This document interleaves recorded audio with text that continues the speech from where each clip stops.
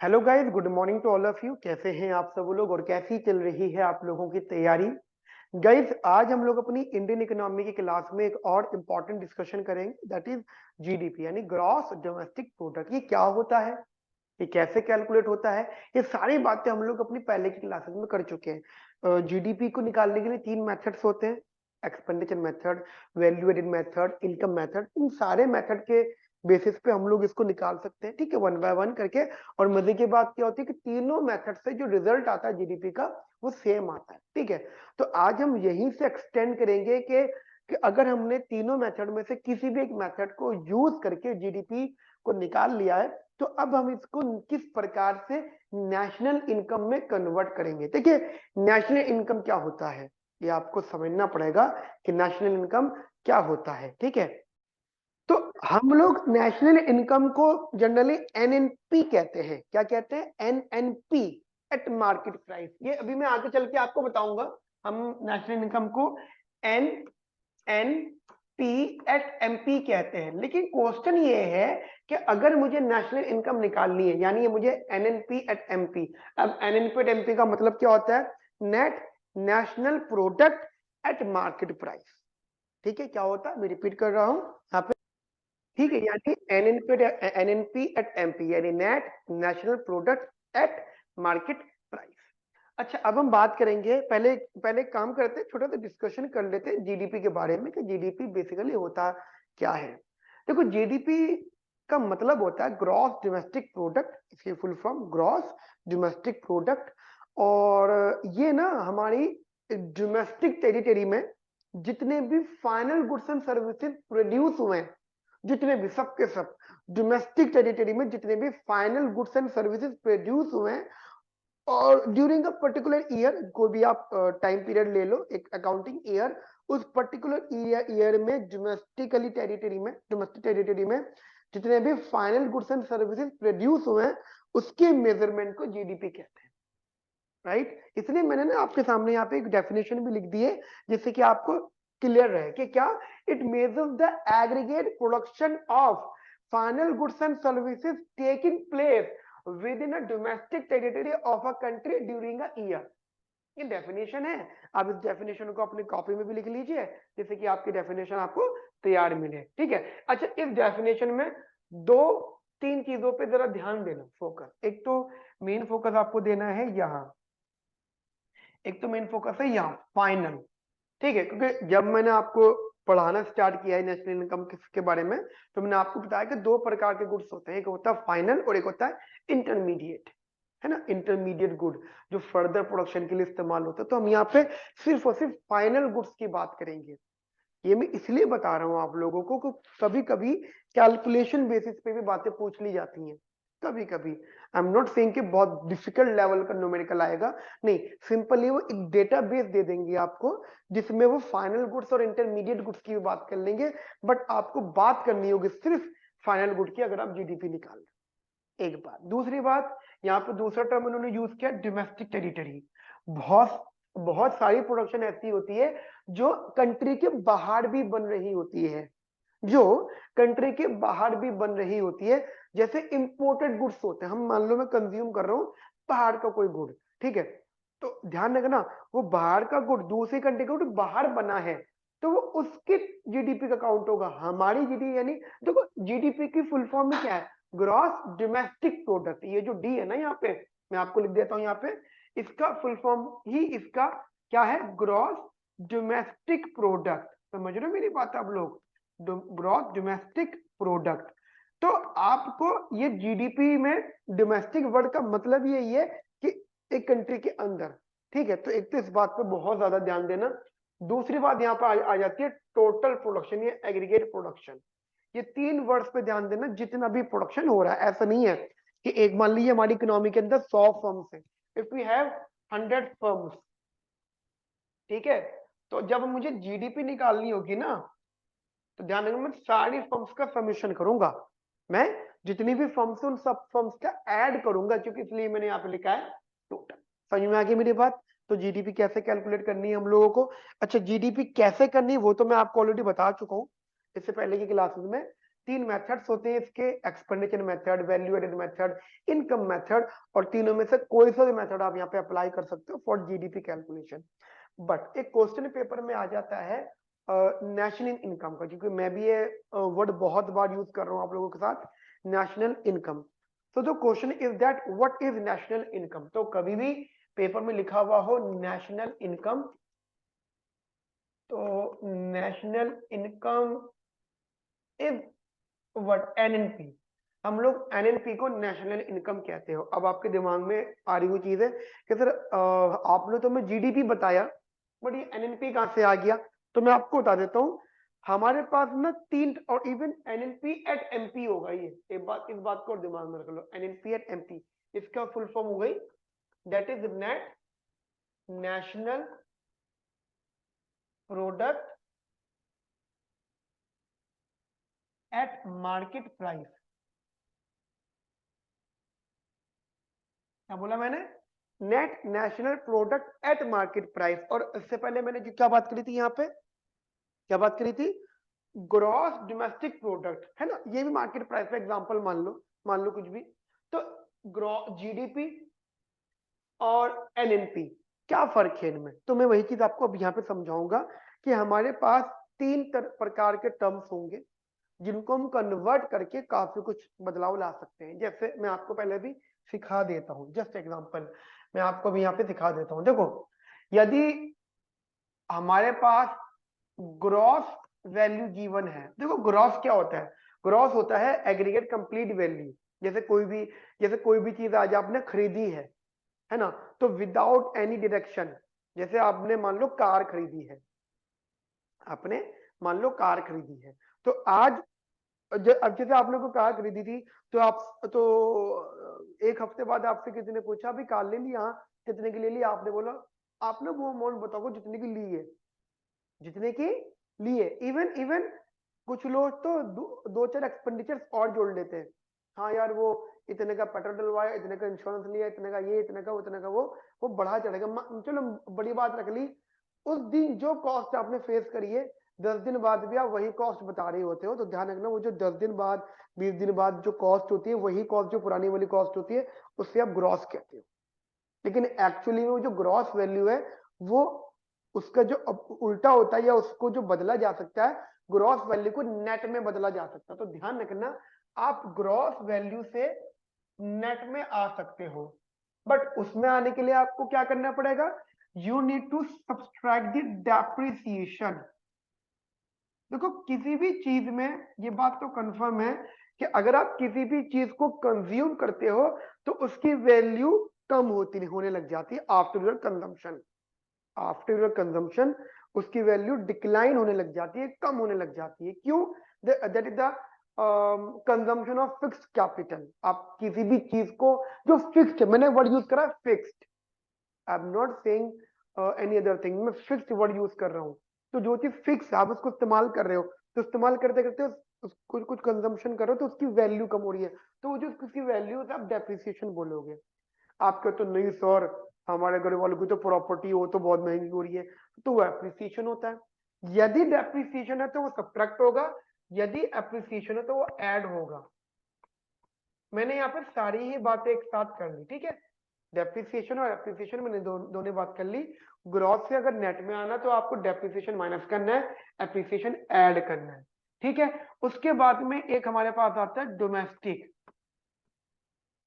देखो अभी मैंने आपको बताया था ना यहाँ पे डोमेस्टिक टेरिटरी, ये डोमेस्टिक टेरिटरी का मतलब समझ में आ गया था ना, कोई भी गुड्स इंडिया में या अपनी कंट्री में प्रोड्यूस हो रहा है, ठीक है, अपनी कंट्री में प्रोड्यूस हो रहा है कोई भी कमोडिटी मान लो, बट अगर मैं उसको वर्ल्ड वाइड करना चाहता हूँ, डोमेस्टिक को क्या करना चाहता हूँ, नेशनल में कन्वर्ट करना चाहता हूँ, फिर सोचो कहाँ करना चाहता हूँ, नेशनल में। Domestic, we need to convert the domestic word into national. मतलब आप ये मान लो कि मैं अब जो मैं गुड्स इंपोर्ट भी कर रहा हूँ उनकी बात कर रहा हूँ, या चलो अभी मैं गुड्स की बात कर रहा था, अभी चलो इनकम की बात कर लेते हैं।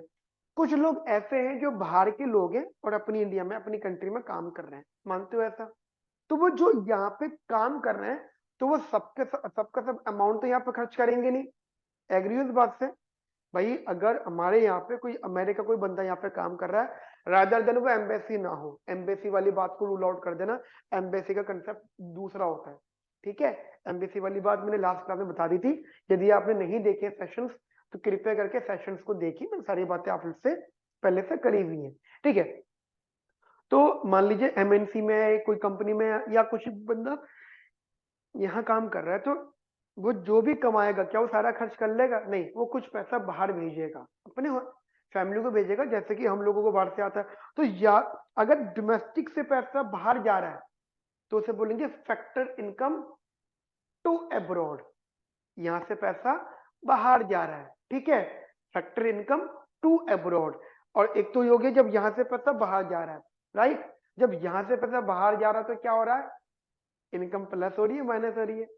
हमारी कमाया अपनी कंट्री में, भेजा बाहर, तो होल वैल्यू में से, यानी डोमेस्टिक में थी वो ज्यादा, पर जब मैं नेशनल वर्ड पे आया तो फिर वो बाहर चली गई, है ना। जब ऐसे लोगों को लेकर आए तो उन्होंने वो पैसा बाहर भेजा, तो नेट तो factor income to abroad word minus होगा। क्या होगा बेटा? माइनस होगा, ठीक है। मान लो मैं डोमेस्टिक में से ये हो गया माइनस कर रहा हूं, नेट फैक्टर इनकम, या नहीं नेट नहीं आएगा यहाँ पे, कृपया करके इस चीज को दिमाग में रखना, नेट नहीं आएगा, फैक्टर इनकम टू अब्रॉड, ये एक टर्म है, ठीक है। चलो ये तो वो था जब यहाँ के लोग वहां काम कर रहे थे, बट इंडिया के लोग अगर बाहर काम कर रहे हो, वो बाहर कमा रहे हैं, तो वो उनकी जीडीपी का पार्ट होगा, बट जब वो नेशनलाइज पे आ रहे हैं तो वो पैसा यहाँ भेज रहे हैं, तो हमारी इनकम में ऐड होगा, ठीक है। तो क्या होगा बच्चा? वो हमारी इनकम में, ठीक है, वो हमारी में ऐड होगा, तो यहाँ पे हो जाएगा add factor income from abroad, ठीक है, फैक्टर इनकम फ्रॉम अब्रॉड। अब अगर आप इसको सम अप करना चाहते हो तो आप इसे नेट फैक्टर इनकम कह सकते हो, या फिर आप और आसान करने के लिए मैं आपको क्लियर कर देता हूं, इसको आप कह सकते हो फीटा, कभी कभी ये वर्ड लिखा हुआ होता है फीटा, FITA फीटा, और ये होता है फीफा, FIFA फीफा, ठीक है। तो आप इसको NFIA कह सकते हो सम अप में, ठीक है। और जनरली आप इसको NFIA यहाँ पे कह सकते हो, और डोमेस्टिक प्रोडक्ट में जनरली ये ऐड होता है, क्योंकि तुम देखो ना, net factor income from abroad, तो ये आपने इसको क्या कर दिया? माइनस कर दिया, NFIA net factor income from abroad, clear है। तो मैं डोमेस्टिक से नेशनल पे अगर जाऊंगा, यदि मुझे NFIA दे रखा है तो वो ऐड होगा, लेकिन अगर मुझे factor income to abroad, factor income from abroad दे रखा है, तो फैक्टर इनकम टू अब्रॉड को माइनस करूंगा, फैक्टर इनकम फ्रॉम अब्रॉड को प्लस करूंगा, हाँ या ना? बताओ कहाँ दिक्कत? क्लियर है ये मेरी बात आप लोगों को बढ़िया तरीके से? सिमिलरली अगर मेरे पास जैसे ग्रॉस हो गया, डोमेस्टिक हो गया, है ना, ग्रॉस हो गया, डोमेस्टिक हो गया, और अगर मेरे पास यहाँ पे दे रखा है, जैसे मैं आपको एग्जांपल दूं, कोई भी कमोडिटी अगर प्रोड्यूस होती है तो वो हमेशा फैक्टर कॉस्ट पे होती है, मार्केट में आने से पहले। जैसे मान लो ये पेन प्रोड्यूस हुआ होगा, तो ये मान लो मैंने इसको 100 रुपए का खरीदा है, तो क्या इसकी 100 रुपए कॉस्ट थी? नहीं, जब ये बना होगा तो इसकी लेस देन 100 रुपीज कॉस्ट होगी, तो ध्यान रखना, उसे हम कहते हैं फैक्टर कॉस्ट। तो कोई भी चीज जो होती है वो फैक्टर कॉस्ट पे होती है, but we need to convert into market price, we need to convert all such things into market price, ठीक है। हम इसे मार्केट प्राइस में कन्वर्ट करते हैं, ठीक है। अब मार्केट प्राइस में कन्वर्ट करने के लिए क्या करेंगे? सोचो, फैक्टर कॉस्ट मतलब कोई भी गुड्स प्रोड्यूस हुआ है, मार्केट प्राइस मतलब उसमें गवर्नमेंट इन्वॉल्व हुई है, किस प्रकार इन्वॉल्व हुई होगी? यहाँ पे मैं आपको बता देता हूँ, इधर आपको प्लस करना होगा नेट इनडायरेक्ट टैक्स। अब इसका अगर जनरली देखो तो टैक्स माइनस सब्सिडी, समझ में आई मेरी बात आप लोगों को? तो ये तीन टर्म्स है जिनके बेसिस पे आप अपना कंप्लीट एंटायर कंसेप्ट को बदल सकते हो, ठीक है। क्या? ग्रॉस से मैं नेट पे जा सकता हूं, डोमेस्टिक से मैं नेशनल पे जा सकता हूँ, फैक्टर कॉस्ट से मैं मार्केट प्राइस पे जा सकता हूँ। किस प्रकार जा सकता हूँ? इस प्रकार जा सकता हूँ। क्लियर है? भूलोगे तो नहीं गाइस इन सब बातों को, तो कृपया करके जल्दी से इसको नोट करिए, वीडियो पॉज करिए, मैं हट जाता हूँ। होप आप लोगों ने ये जो है अपने कॉपी में लिख लिया होगा। अब मैं छोटे से मेथड्स आपको बता देता हूँ। मान लीजिए मेरे पास जीडीपी अवेलेबल है, जीडीपी एग्जांपल दे रहा हूँ, 1000 का जीडीपी है, ठीक है, और मेरे को डेप्रिसिएशन दे रखा है 10 रुपए का, एप्रिसिएशन नहीं रखते, कोई एक ही रख लेंगे, ठीक है, डेप्रिसिएशन दे रखा है 10 रुपए का, ठीक है, एनएफआईए दे रखा है माइनस का 40 का, ठीक है, और टैक्सेस दे रखे हैं 30 के, सब्सिडी दे रखी है यहाँ पे 10 की, जनरली एग्जांपल में दे रहा हूँ, ठीक है, and we need to work, हमें अब यहाँ पे चीजों को सॉल्व करना है, ठीक है, ये सब चीज है। अब मैं ये चाहता हूँ एग्जांपल अच्छा एक चीज और, ये जो वैल्यू गिवन है ये एट एफ सी मान लो, ठीक है, इसको आप एट एफ सी मान लो कि ये GDP at F C given है। अब मुझे निकालना है सबसे पहले जीएनपी एट एफ सी, ठीक है, क्या निकालना है मुझे? GNP at F C, gross national product at factor cost. अब जरा देखिएगा, जरा ध्यान से देखना, आपके पास ये गिवन है जीडीपी एट एफ सी, पहले इक्वेशन याद रखो, जीडीपी एट एफ सी, अब जरा कंपेयर करो, ठीक है, अब जरा आप यहाँ पे कंपेयर करो, ठीक है जी, क्या यहाँ पे एफ सी दे रखा है, यहाँ पे एफ सी, मतलब ये गिवन है, ये फाइंड आउट करना है, हाँ या ना, हाँ या ना, ये गिवन है, ये फाइंड आउट करना है, क्लियर। यहाँ पे एफ सी अवेलेबल है, यहाँ भी एफ सी है, तो मतलब मुझे फैक्टर कॉस्ट नहीं बदलनी, ये प्रोडक्ट है, ये सेम रहता है, ये डोमेस्टिक है, ये नेशनल है, पर समझ में आया, ये डोमेस्टिक है, ये नेशनल, मतलब डोमेस्टिक गिवन है, नेशनल बनाना है, याद करो, डोमेस्टिक गिवन है, नेशनल बनाना है, क्या करना है? एनएफआईए ऐड करना है, क्या करना है? एनएफआईए ऐड करना है, क्या करना है? एनएफआईए ऐड करना है, बात याद रहेगी आप लोगों को, एनएफआईए आपको अलग से दे रखा है, अब यहाँ पे एनएफआईए ऐड कर दो, एनएफआईए आपने ऐड कर दिया यहाँ पे, प्लस एनएफआईए, क्लियर। उसके बाद में ध्यान से देखना, ये ग्रॉस दे रखा है और ये भी ग्रॉस है, क्या ये ग्रॉस दे रखा है और ये भी ग्रॉस है, इसका मतलब डन, बस इतना ही करना था और कुछ नहीं करना। क्या करना अब यहाँ पे आपको, दैट इज ये दे रखा था 1000 और आपको एनएफआईए कितने दे रखा है, माइनस का 40, ये हो गया 960, तो this is your GNP at F C. अगला निकालते हैं हम लोग यहाँ पे एनएनपी एट एफ सी, ठीक है, क्या निकाला अब हमने? एनएनपी एट एफ सी, ये देख लो ये गिवन है, जीडीपी एट एफ सी, मतलब जो गिवन है वो तो ऐसे रखेंगे हम लोग, ये तो ऐसे रखेंगे, ये गिवन है, एक एक करके कंपेयर करो, फैक्टर कॉस्ट चाहिए, फैक्टर कॉस्ट में ही गिवन है वैल्यू, प्रोडक्ट सेम है, ये देखो एन नेशनल में चाहिए, डोमेस्टिक में गिवन है, क्लियर हुई, क्या बोला मैंने? नेशनल में चाहिए, डोमेस्टिक में गिवन है, तो क्या करना है मुझे अब? पहले डोमेस्टिक को नेशनल में कन्वर्ट करना है, जैसे मैंने यहाँ पे किया, तो प्लस एनएफआईए किया, भूलनी नहीं है सब बातें आपको, एग्जाम पॉइंट ऑफ व्यू से बहुत इंपॉर्टेंट है। और ये डोमेस्टिक, ये ग्रॉस है, अब देखिएगा यहाँ पे ये ग्रॉस वैल्यू गिवन है, उसको नेट में बनाना है, तो ये देख लो जरा ध्यान से, ग्रॉस वाली वैल्यू को नेट में कैसे बना सकते थे आप?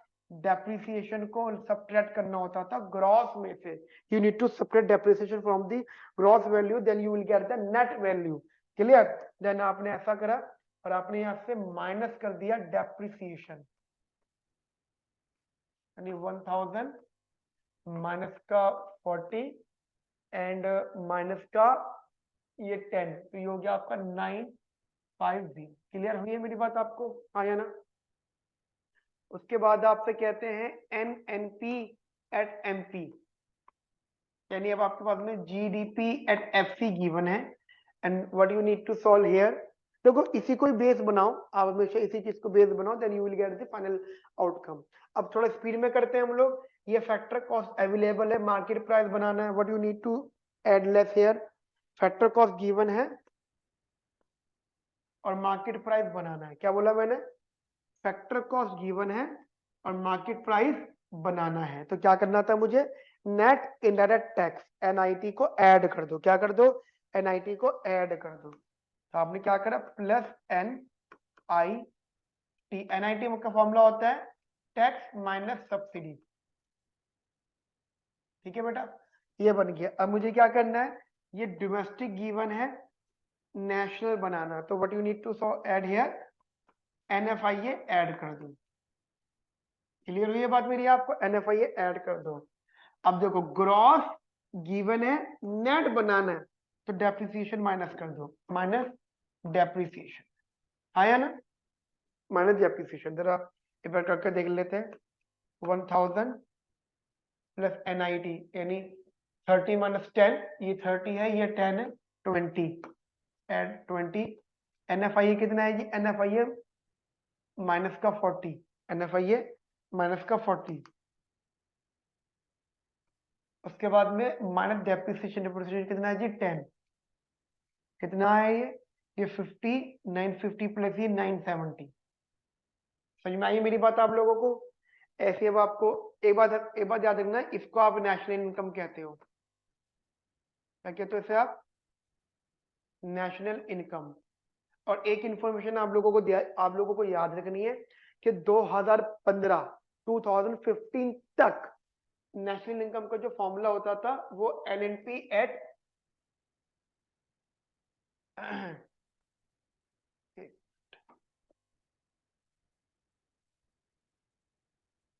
हाँ, नेशनल इनकम का जो फॉर्मूला होता था 2015 तक वो एनएनपी एट एफसी होता था। कॉपी के टॉप पे लिख लेना इस बात को। क्या बोला मैंने?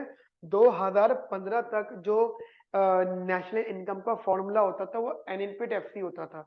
बट आफ्टर आफ्टर 2015, ठीक है, 2015 के बाद ये बन गया एनएनपी एट एमपी।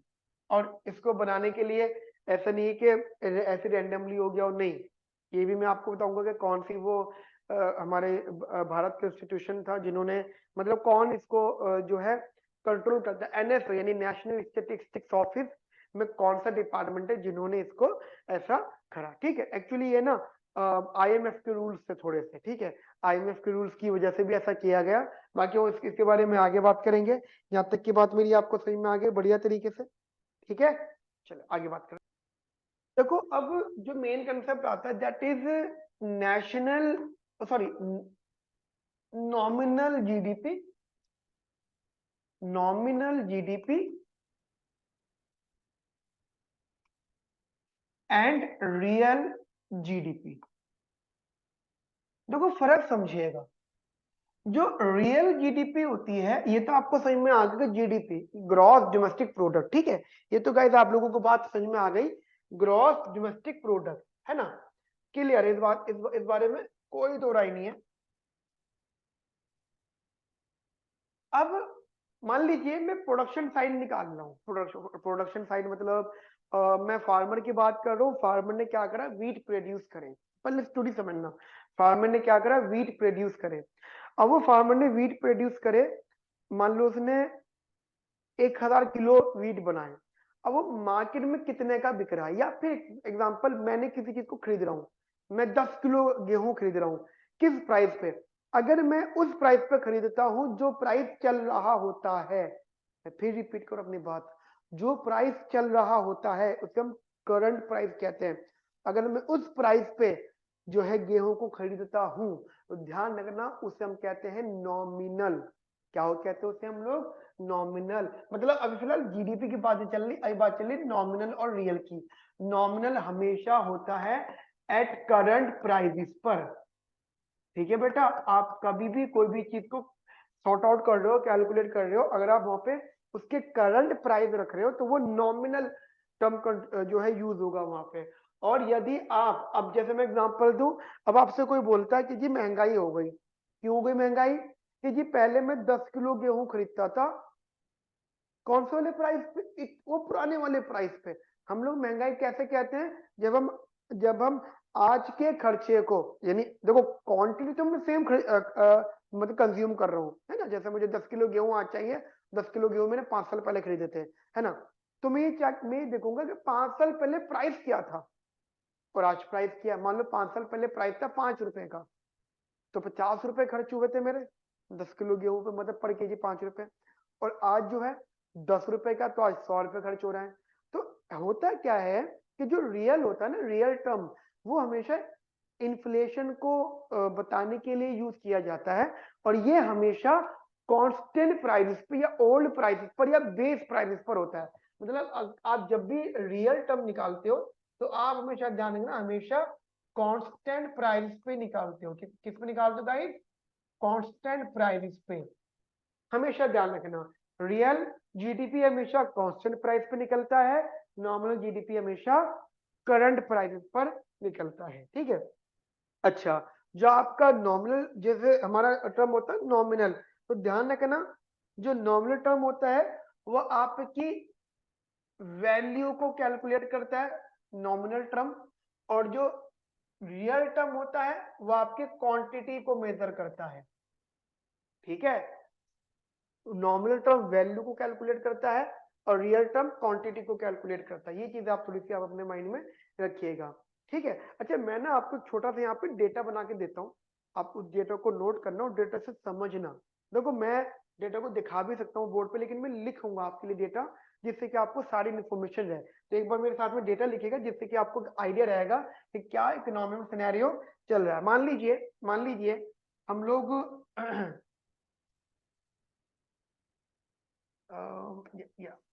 मान लीजिए हम लोग यहाँ पे वीट की बात कर रहे हैं और एक राइस की बात कर रहे हैं। ठीक है जी, हमने यहाँ वीट की बात कर ली और राइस की बात कर ली। और एग्जांपल दे रहा हूँ, 2011 और 12, 2012 13, 2013 14। ठीक है।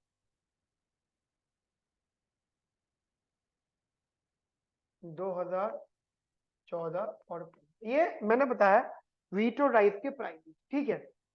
ये एक कंसेप्ट रहेगा। एक तो टर्म आ गया यहाँ पे नॉमिनल जीडीपी, और एक टर्म आ गया यहाँ पे रियल जीडीपी। नॉमिनल और रियल में फर्क क्या होगा मैं आपको जनरली बता देता हूँ। देखो सबसे पहले अगर मैं नॉमिनल टर्म की बात करूं तो इसका हर साल, जैसे वीट का जो प्राइस रहेगा, मान लीजिए price of the wheat, example मैं आपको दे रहा हूँ, price of the wheat let suppose 10 रुपए रहेगा। ठीक है, प्राइस ऑफ द वीट, यहाँ पे प्राइस ऑफ द वीट मान लीजिए थोड़ा सा बढ़ गया, 10.5 हो गया पर केजी। इट्स बेसिकली पर केजी। ठीक है। यहाँ पे प्राइस ऑफ द वीट अपने पास रहा 11 पर केजी। ठीक है। और यहाँ पे प्राइस ऑफ द वीट अगर हम मान लें दैट इज 13.5, लेट सपोज 13.5 पर, ये मैंने प्राइस जो है मान ली है। लेट सपोज अगर मैं वीट को खरीद रहा हूँ, मान लो क्वांटिटी ऑफ वीट अगर मैं ले रहा हूँ 10 की, और यहाँ पे क्वांटिटी ऑफ वीट ले रहा हूँ एग्जांपल लेट सपोज 9 केजी, और यहाँ पे क्वांटिटी ऑफ वीट ले रहा हूँ एग्जांपल 10 केजी, और यहाँ पे क्वांटिटी ऑफ वीट ले रहा हूँ लेट सपोज 10.5 केजी। तो एक छोटा सा एस्टिमेट आप समझिएगा, छोटा सा एस्टिमेट वो ये कि अगर मैं, देखो मैं कैलकुलेट नहीं कर रहा, बस आपको मैं समझाने की कोशिश कर रहा हूँ। ठीक है। अगर मैं इसको मल्टीप्लाई कर दूं 10 को 10 से, तो 100 रुपये का खर्चा आएगा नहीं आएगा, है ना। वीट का 2011-12 में, और इसकी मल्टीप्लाई इससे कर दो, इसकी मल्टीप्लाई इससे कर दो, इसकी मल्टीप्लाई इससे कर दो, तो ये अपना हर साल का जो भी टर्म निकल के आया, अगर मैं इन सबको सॉल्व करता जाऊं एग्जांपल, तो वो वीट का नॉमिनल कंसेप्ट होगा। बट जब भी मैं बात करता हूँ जीडीपी, जीडीपी की डेफिनेशन में आपने टर्म मेरे साथ पढ़ा था, दैट इज एग्रीगेट। याद है आपको? एग्रीगेट। अब एग्रीगेट का मतलब क्या होता है? आपको वीट और राइस दोनों को ऐड करना है। ठीक है, क्या करना है आपको? वीट और राइस दोनों को यहाँ पे ऐड करना है, you need to add both. तो जस्ट एग्जांपल आप यहाँ पे राइस की बात कर लो, price of the rice, let suppose price of the rice is 12 rupees per KG, ठीक है। और price of the rice in 2012-13 12.5 per KG, और price of the rice in 13-14 is 13 rupees per kg, and price of the rice is 13.5 पर kg। ये ना actually एक data उठाया है मैंने, एक्चुअल डेटा, ठीक है। तो उस डेटा के हिसाब से मैं आपसे यहाँ पे बात कर रहा हूँ। और मान लीजिए मैं क्वांटिटी ऑफ राइस निकाल रहा हूँ, अगेन 10, वो क्वांटिटी सेम रखेंगे हम लोग यहाँ पे, 9 kg 10 kg, ठीक है। क्वांटिटी ऑफ राइस मान लीजिए यहाँ पे भी 10 kg, quantity of rice 10.5 kg। तो जब मैं इनकी मल्टीप्लाई करके ऐड करूंगा, मान लीजिए जैसे मैंने इनका मल्टीप्लाई करा और ऐड किया, ये मेरे पास रिजल्ट लिखा हुआ, ये आया 196। तो और नहीं 196 नहीं आएगा ये, अच्छा मैंने अपने पास लिखा ना, ये आएगा 100, और ये 120 220, ये आएगा रुपीज 220, ठीक है। जनरली इनको कैलकुलेट करके इन्हें करेंगे, तो ये जो भी रिजल्ट आएगा बेटा क्या आएगा, ये that is the nominal GDP. अगर मैं क्वांटिटीज को, व्हीट और राइस की क्वांटिटीज को उनके करंट प्राइस से मल्टीप्लाई करता हूँ, तो वो नॉमिनल जीडीपी निकल के आएगा। लेकिन रियल जीडीपी में क्या होगा, रियल जीडीपी में बेटा मैं आपको बता देता हूँ, सिनेरियो बदल जाएगा। क्या बदलेगा सिनेरियो, रियल जीडीपी में इतना हो जाएगा, एग्जाम्पल पहले हम यहाँ पे कोई भी कांस्टेंट प्राइस सेट कर लेते हैं। अगर मैं आपको प्रैक्टिकली सब बताऊं, तो एक्चुअली में 2011-12 का जो प्राइस है, वो बेस प्राइस सेट किया गया है बाय द इंडियन गवर्नमेंट, ठीक है। एनएसओ ने जो है 2011-12 का प्राइस सेट कर रखा। तो आप ये मान के चलो 2011-12 का ये जो प्राइस है, हम इसको सेट करके चलेंगे, ये प्राइस व्हीट का और ये प्राइस राइस का। तो अब क्या होगा, हर किसी की मल्टीप्लाई, मतलब इसका मल्टीप्लाई ये सेम रहेगा एज इट इज, लेकिन इसमें क्या होगा, प्राइस ये नहीं लगेगा, ना ये लगेगा, ना ये लगेगा, ना ये लगेगा। जब मैं रियल निकाल रहा प्राइस लगेगा 10 रुपए फॉर दी व्हीट और 12 रुपए फॉर दी राइस, और क्वांटिटी यही रहेंगी। होता क्या है रियल जीडीपी में कि क्वांटिटी जो होती है वो करंट की होती है, इसलिए मैंने यहाँ पे वर्ड लिखा है क्वांटिटी। रियल की बात क्वांटिटी पर होती है, तो क्वांटिटी आपकी जो है करंट की रहती है, लेकिन प्राइस आपका ओल्ड रहता है, पुराना रहता है, जो प्राइस सेट किया जाता है। समझ में आई मेरी बात, आपको नहीं आई क्लियरली, ठीक है ना। तो ये जो भी कैलकुलेशन आएंगी, मान लीजिए इसे मैं यहाँ मल्टीप्लाई करता हूँ 90, और ये 90 ये हो गया 180, समझ में आई मेरी बात।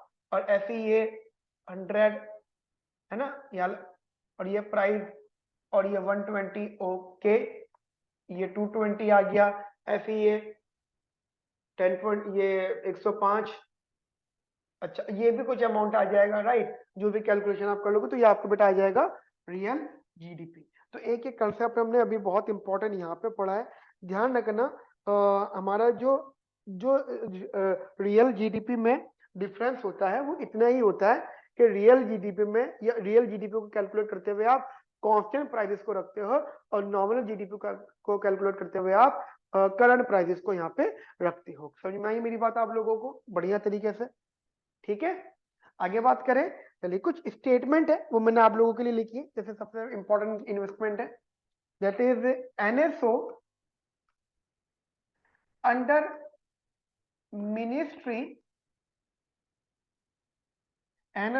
मिनिस्ट्री ऑफ स्टैटिस्टिक्स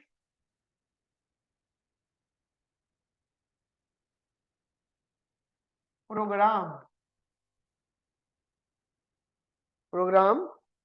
इम्प्लीमेंटेशन इसकी शॉर्ट फॉर्म होगी दैट इज MOSPI। इसकी शॉर्ट फॉर्म होगी MOS,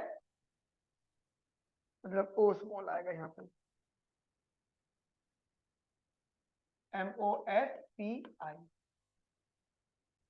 यानी MOSPI that is ministry of statistics program implementation, ठीक है। यहाँ पे इन्होंने जो है कंट्री का जो बेस ईयर है, बेस ईयर बदल दिया, और वो बेस ईयर क्या कर दिया इन्होंने, has changed the base year,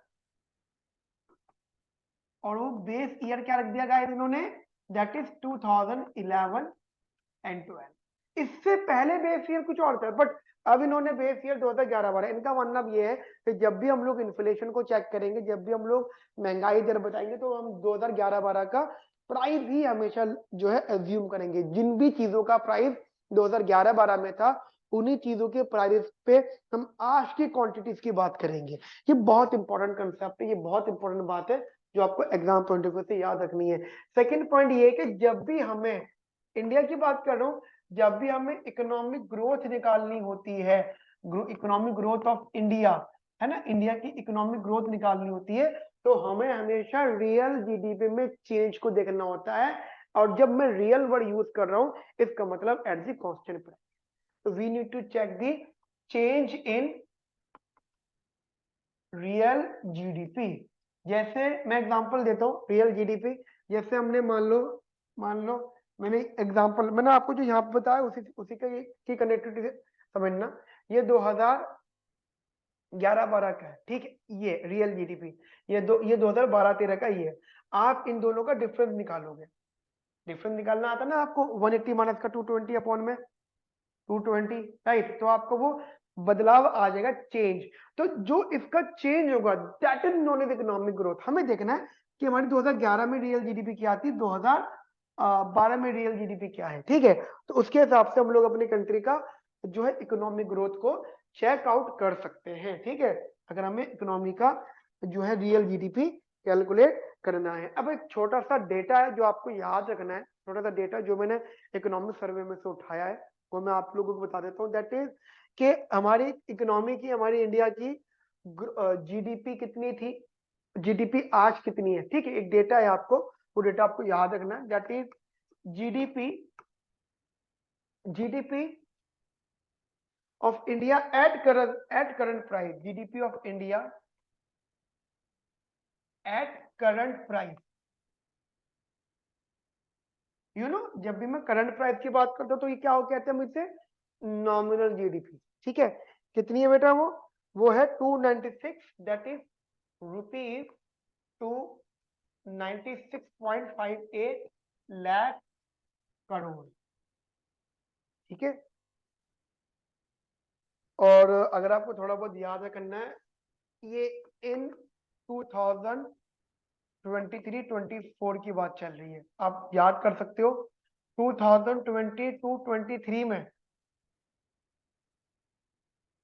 जो आपका जीडीपी एट करंट प्राइस था, it was 272 lakh crore, 272 lakh. Clear, ये कुछ डेटा है जो आपको याद करना है। ऐसे ही GNP of India, gross national product of India at current price, at current price, that is 290 lakh crore, 290 lakh crore. And we are talking about this time 2023 to 24, clear। and after that the GDP of India, GDP of India at constant price,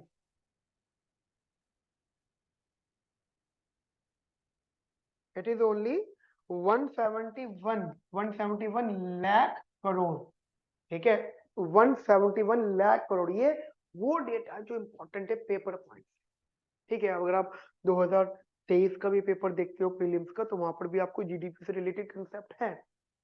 even reserve पे भी question आते हैं। पिछले साल पूछा तो उन्होंने 2023 में स्विट्जरलैंड का रिजर्व कितना है, ठीक है, या क्या ग्रोथ है उसके अंदर। तो ये सब चीजें जो मे बी एग्जाम में पूछी जा सकती हैं, तो ये सब चीजें गाइस आप लोग अपने माइंड में रखिएगा।